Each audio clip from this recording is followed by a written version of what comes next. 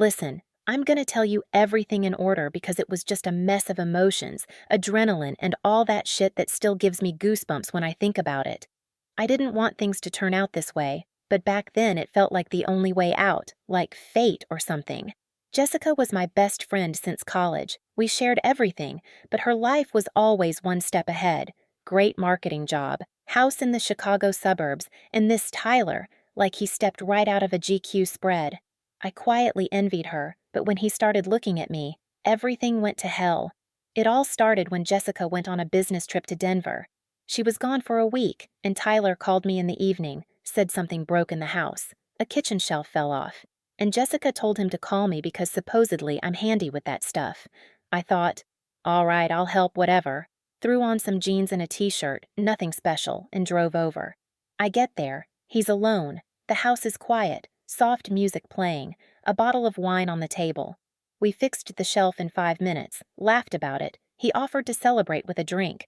I sat on the couch. He sat next to me, and the conversation flowed about life. He started complaining that Jessica's always busy, they barely see each other, that he's missing some human warmth. I listened, nodded, but inside my heart was pounding. He was so close, and he smelled like that musky scent that made my head spin. It was already dangerous then, because if Jessica came back early, she'd catch us in that innocent chat. But the adrenaline pushed me forward. We finished the wine, and suddenly he took my hand and said, "You always get it, not like her." I froze, but I didn't pull away. Then he leaned in and kissed me. Not gentle, but hard, like he'd wanted this for a long time. I kissed him back because, fuck, it was hot. His hands went under my shirt, and we moved to the couch. It was fast, but with brutal intensity. He was rough, but in a good way, squeezing me tight, whispering he'd wanted me for so long. We almost tore our clothes off. The whole house was silent, but in my head, I kept spinning. What if the neighbor's here? What if Jessica calls? The phone was on the table. I could see it blinking with messages, but we didn't stop. That danger, us in her living room, on her couch, with her photos on the shelf, and at any moment the cleaning lady could show up or the doorbell could ring. But that only turned us on more. Adrenaline mixed with desire, and I felt more alive than ever. Then we separated. I drove home with shaking hands, thinking, that was a one-time thing. We're not doing this again. But the next day he texted, "Can't forget about yesterday." And everything spiraled out of control. Jessica still wasn't back, so we met at their house. Every night I'd come over with the excuse of helping with repairs. Once it was especially risky. We were in the bedroom, her bedroom, and he fucked me right in her bed. I lay there smelling her perfume on the pillows, and it was like a knife to the heart, but at the same time it turned me on. The betrayal, the secret, all of it. He was passionate, kissing my neck, biting my shoulders, and we tried to be quiet, but a couple of moans escaped. And outside the window, their neighborhood, neighbors walking dogs, and if anyone looked inside, we heard a car and froze, thinking it was Jessica coming back early. My heart almost jumped out of my chest, but it was just a neighbor. Then we laughed nervously but kept going, because stopping was impossible. When Jessica came back, we went quiet for a couple of weeks, but then she left again, this time for a 3-day conference in Austin. Tyler texted right away, "Come, but be careful." I came at night, parked around the corner so no one would see my car. We met in the garage. He was hot, pinned me against the wall right there among tools and boxes. Cold concrete, his hands everywhere. We almost knocked over a shelf. Danger was everywhere. The garage didn't lock. Anyone could walk in. Plus, Jessica sometimes video called, and we had to stop so he could answer. Once she called right in the middle. He grabbed the phone, pretended he was alone, while I stayed quiet under a blanket, trying not to breathe. Her voice on speaker. "Everything okay at home?" And him. "Everything's perfect, miss you." I almost laughed from nerves, but that only added fuel. After the call, we went at it twice as hard. It went on for months. We didn't just meet at their house, sometimes at motels on the outskirts, paying cash to leave no trace. Once it was super risky. Jessica said she'd be late, but we took a chance and met at a park near their house. At night, on a bench under the trees, he sat me on his lap, and it happened right there, Outdoors. It was dark around, but you could hear footsteps of people passing, cars honking, and we knew if a patrol car drove by, they'd see us. The adrenaline was through the roof. I heard every sound, but that made everything so intense I couldn't stop. We whispered to each other, "Shh, quieter," but our bodies wouldn't obey. Then I drove home all sweaty, thinking, what if someone saw us? What if Jessica finds out? Gradually, it became something bigger. Not just passion, but talks about the future. Tyler said things with Jessica had gone cold, that he wanted to be with me. I believed him because every encounter was like an explosion, full of risk and passion. We almost got caught a couple of times. Once Jessica came back unexpectedly, and I hid in the closet while he distracted her. I sat there in the dark among her dresses, listening to their conversation. Her complaining about being tired, him calming her down. When she went to shower, I slipped out the back door, my legs shaking with fear. That was real danger, because if she'd opened that closet, everything would have collapsed.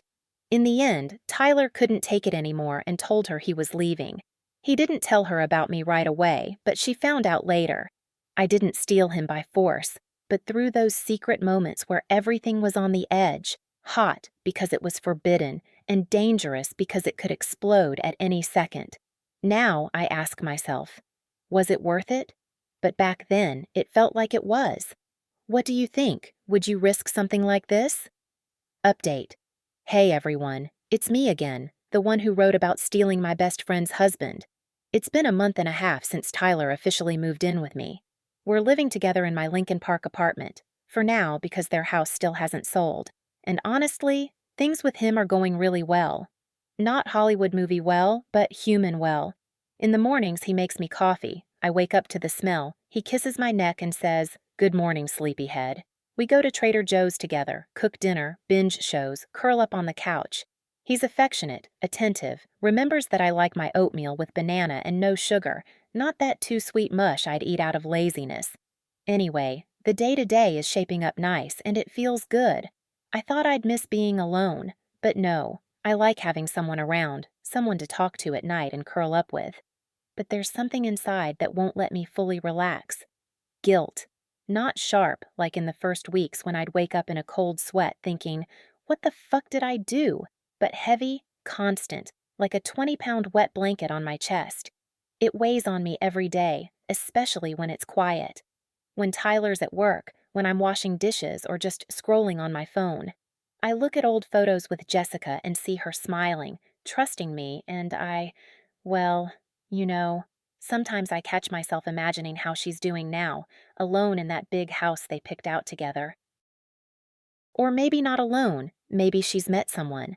I haven't checked her socials in 2 weeks, blocked her on purpose so I wouldn't break down, but I still think sometimes, what if she cries at night? What if she still can't believe that I, her friend, did this to her? And those thoughts make me nauseous, my stomach twists. I realized I can't keep going like this. I can't live in this cozy cocoon with Tyler and pretend everything's fine while inside everything's rotting. So I decided to change something. Not leave him, not ready to even think about that yet. Not confess to Jessica, probably never will, too scared. But at least prove to myself that I'm not completely horrible. I started volunteering, not for show, not for Instagram likes, but quietly, for me. First, I just transferred a couple thousand to a fund that helps kids with cancer, the same one Jessica supported and dragged me to their events. Then I signed up as a volunteer at an animal shelter. I go 3 times a week after work, clean cages, walk dogs, pet cats that hiss at everyone but me. There's this orange cat, Mandarin, who came right up to me, sleeps in my lap when I'm sitting on the floor washing bowls. And you know, when he purrs and rubs his face against my hand, for a couple minutes I feel lighter, like I did something good that day. I also started helping at a center for single moms. There, I just watch the kids while the moms are with lawyers or psychologists. I got the 3 to 6 age group. We play with blocks, draw, read stories. This one kid, Kane, always asks me to tell him about dragons. I make up stories on the spot. He listens with his mouth open, then hugs my neck and says, "You're the nicest auntie." And every time he says it, I get a lump in my throat. because I know who I really am. But I smile, pat his head, and think, maybe if I do this long enough, at least it'll balance out some of what I did. Tyler knows I'm volunteering. He even feels proud, says, "You're incredible when you help others." And I smile and nod, but inside I think, if only you knew why I'm really doing this. He doesn't know the depth of my guilt. I don't tell him how at night I lie staring at the ceiling, counting how many times I could have stopped and didn't. He thinks it's my good side waking up, but I know the truth. Sometimes I ask myself, will it help? If I keep cleaning cages, reading stories to kids, donating money, will it ease the load? Or am I just buying myself an indulgence to sleep better next to the man I took from someone else? I don't know. For now, it's the only thing keeping me afloat. I don't expect my conscience to disappear overnight, but if I at least keep trying to be less bad than I was, maybe with time I'll breathe a little easier. That's my update for now. Living more or less happy on the outside, but inside it's still a roller coaster, ups and downs, and constantly this question in my head, how much more good do I have to do to stop feeling like a fucking homewrecker? Thanks for reading.